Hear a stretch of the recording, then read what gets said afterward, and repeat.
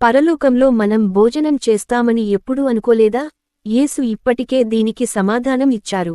లూకా 22లో, నా రాజ్యములో నా బల్లయొద్ద మీరు భోజనం చేస్తారు అని ఆయన అన్నారు. పరలోకం అంటే కేవలం మేఘాలు, పాటలు మాత్రమే కాదు.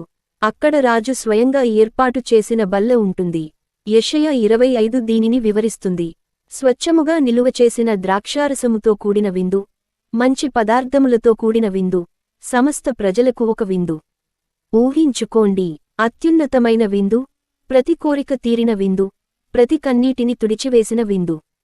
ప్రతిదీ నూతనమైన, ప్రతి హృదయం నిండిన, ప్రతి వాగ్దానం నెరవేరిన పరిపూర్ణ ఐక్యత యొక్క క్షణం. ఆకలి లేదు, నొప్పి లేదు, ఇక వీడ్కోన్లు లేవు, గొర్రెపిల్ల సమక్షంలో ఆనందం మాత్రమే, శాశ్వతమైన, పవిత్రమైన ఆనందం. దీని అర్థం యేసు కేవలం మిమ్మల్ని ఇంటికి స్వాగతించడం మాత్రమే కాదు, ఈ విందును మీతో పంచుకోవడానికి కూడా ఎదురుచూస్తున్నాడు. మీరు ఆ బల్లపై కూర్చోవాలని కోరుకుంటే, ఆమెన్ అని టైప్ చేసి, ధన్యవాదాలు, యేసు అని ప్రకటించండి, ఎందుకంటే మీ ఆహ్వానం ఇప్పటికే మేకులతో గుచ్చబడిన చేతులతో వ్రాయబడింది. Download ShareChat.